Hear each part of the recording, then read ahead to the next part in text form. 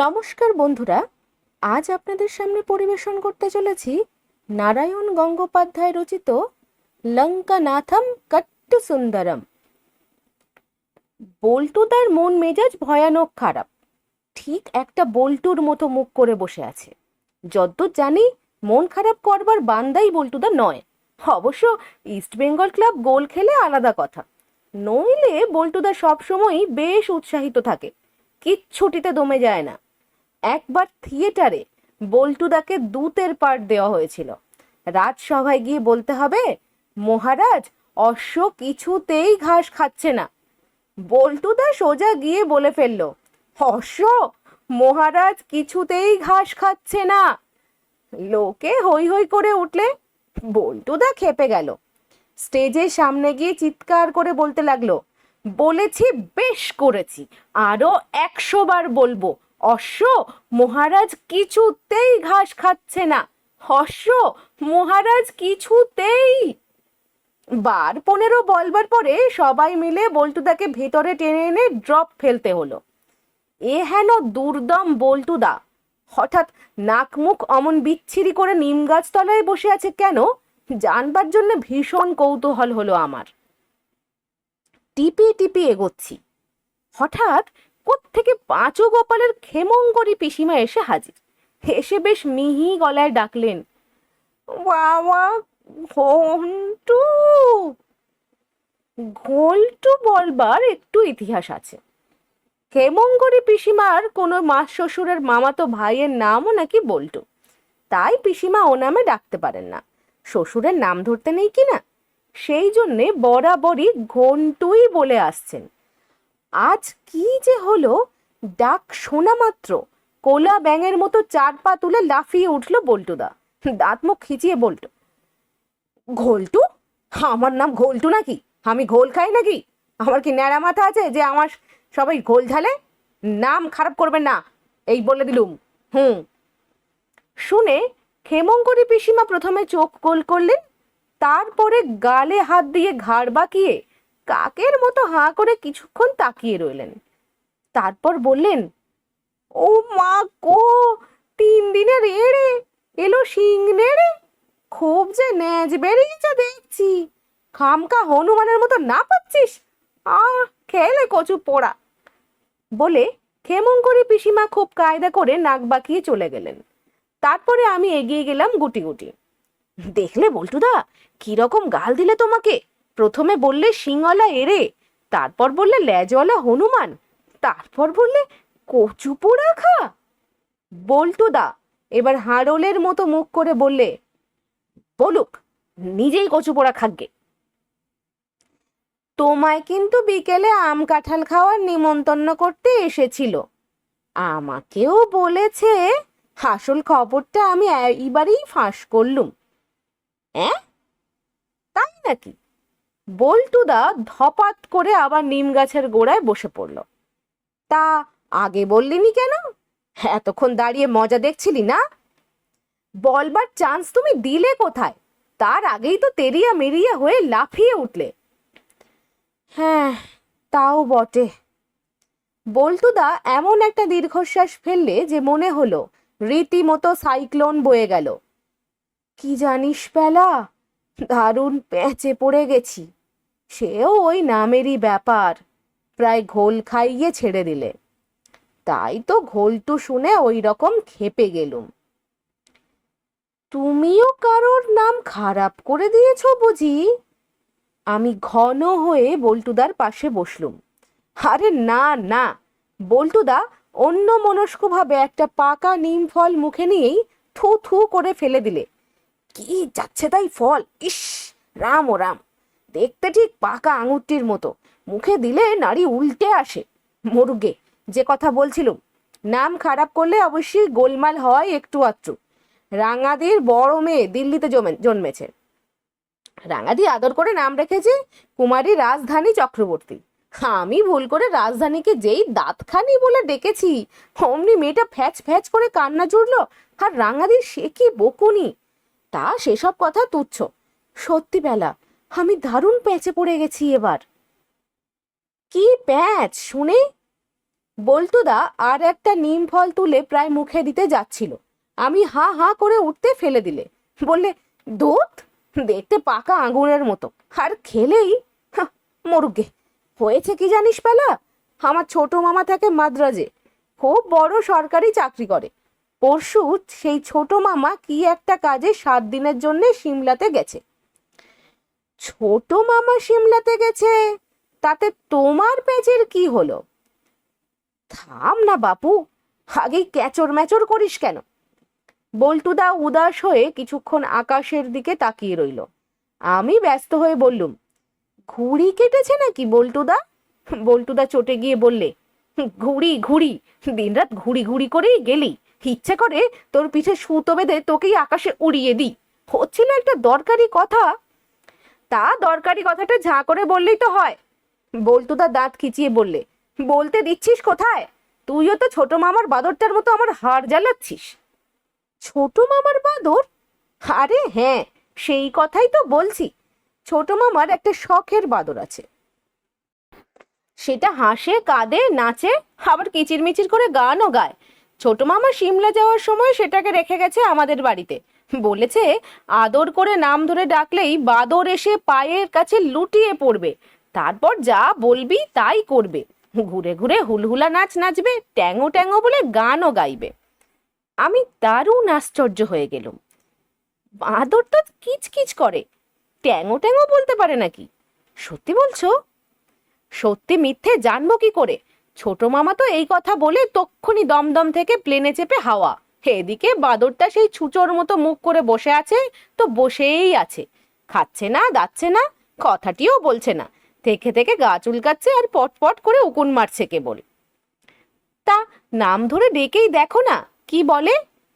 আমি চেঁচিয়ে উঠবার আগেই বল্টুদা একটা নিম ফল মুখে পুরে দিলে, তারপর থু থু করে সেটাকে ফেলে দিয়ে আরো জোরে চেঁচিয়ে উঠল, ধুর তার নাম, ওই নাম নিয়েই তো যত ঝামেলা। ছোট মামা সব বলে গেল, কেবল নামটাই বলতে খেয়াল হয়নি। এখন বাঁদর ঠাই উপোস করে বসে আছে।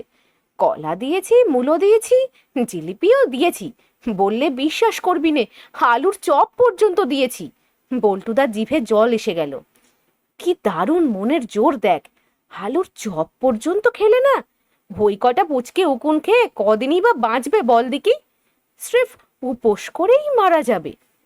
আমি নাক কুচকে বললাম, ছো, বাঁদরের নামের জন্য আবার ভাবনা। ওর নাম আবার কি হতে পারে? রাম, শ্যাম, যদু, মধু, কিংবা লম্বকর্ণ, কিংবা দধিমুখ, কিংবা জয়দ্রথ, কিংবা মলয় হিল্লোল। বল্টুদা বিচ্ছিরি দাঁত খিচিয়ে বললে, কিংবা পটল ডাঙার প্যালারাম, কিংবা শিঙ্গি মাছের ঝোল, কিংবা পালা জ্বরের পিলে। থাম, আর বকিসনি। কোনো নাম ধরে ডাকতে বাকি রেখেছি?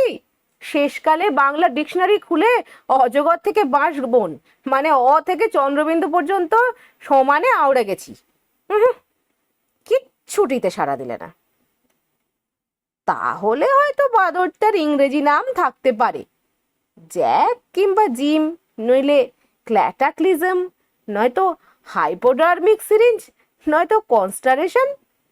বল্টুদা 2 হাতে কান চেপে ধরলো। ও, হে যেন কানের কাছে কামার ছুটছে। তবুও যদি ইংরেজিতে 17.5 না পেতিস, বাহাদুরি ফলাতে হয়তো চল বাঁদরের কাছে, দেখি কেমন ওস্তাদ তুই। আমি তক্ষুনি রাজি হয়ে গেলাম। গিয়ে দেখি বাঁদরটার গলায় লম্বা শেকল বাঁধা, একটা জল চৌকির উপর এমন কায়দা করে বসে আছে যে মনে হয় জ্যামিতির এক্সট্রা ভাবছে। তারপরেই চিড়বিড় করে সারা গা চুলকোতে লাগলো, আর মুখটাকে চামচিকের মতো করে, আমি অবশ্যই চামচিকের মুখ কখনো দেখিনি, খ্যাক খ্যাক করে উঠল। আমি বলতে যাচ্ছিলুম, বানরটার বোধহয় খুব চুলকানো হয়েছে, ওকে কার্বলিক সাবান মাখানো দরকার। এমন সময় কোত্থেকে বল্টুদার বোন ঘুন্টি এসে হাজির।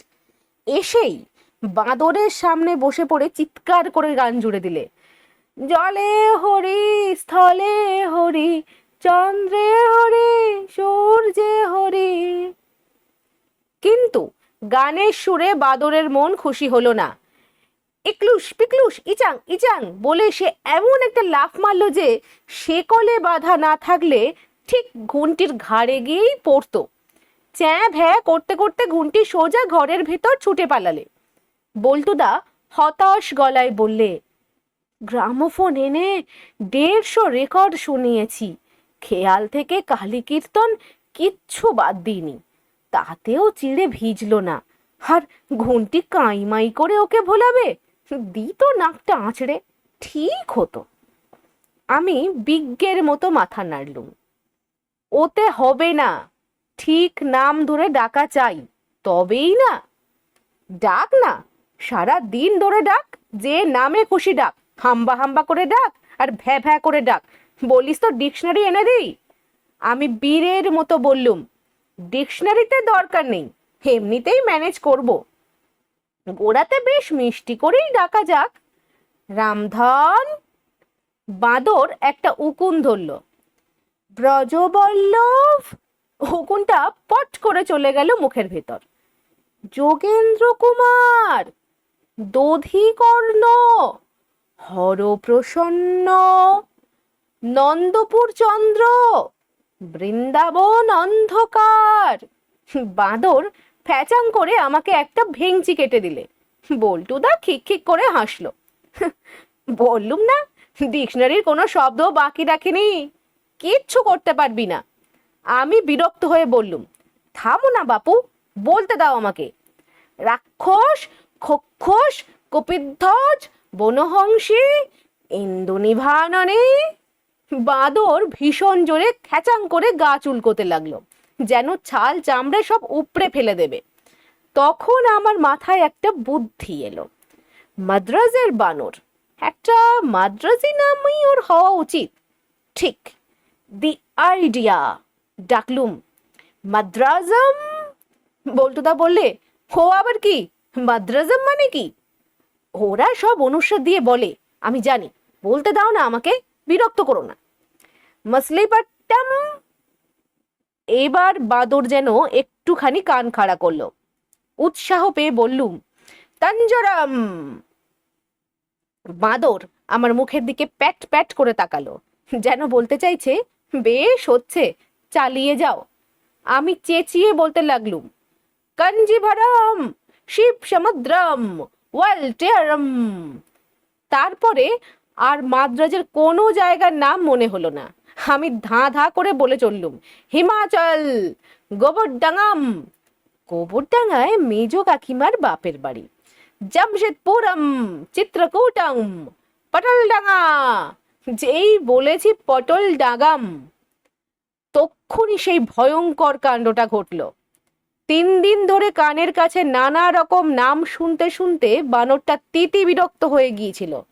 পটল ডাঙাম বলার সঙ্গে সঙ্গে খেকি কুকুরের মতো মুখ থেকে আওয়াজ বের করলো, কিঞ্চিত কিঞ্চিত উড়িচ্ছে খেচুং।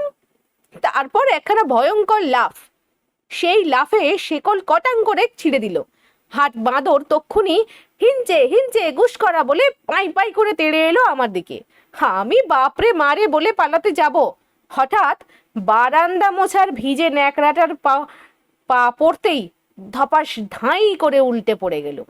এবার আমি গেছি, বাঁদর আমার নাক কান আর আস্ত রাখবে না। পটল ডাঙার প্যালারামের পালাজরের পালা এইখানেই শেষ। আর তক্ষুনি মোটা গলায় কে যেন ডাকলো, লঙ্কানাথম কট্টু সুন্দরম চিন্তারম পাণ্ডুরম। বল্টুদার ছোট মামা 7 দিনের কাজ 3 দিনে সেরেই ফিরে এসেছেন। বাঁদরটা ঘ্যাঁক করে পিছন ফিরে তাকালে। ছোট মামা আবার ডাকলেন, লঙ্কানাথম কট্টু সুন্দরম চিন্তারম পাণ্ডুরম। মাটিতে চিত হয়ে পড়ে থেকেই আমি জুলজুল করে চেয়ে দেখলুম, বানরটা ট্যাঙো ট্যাঙো বলে মান ধরেছে আর 2 হাত আকাশে তুলে হুলহুলা নাচ শুরু করে দিয়েছে।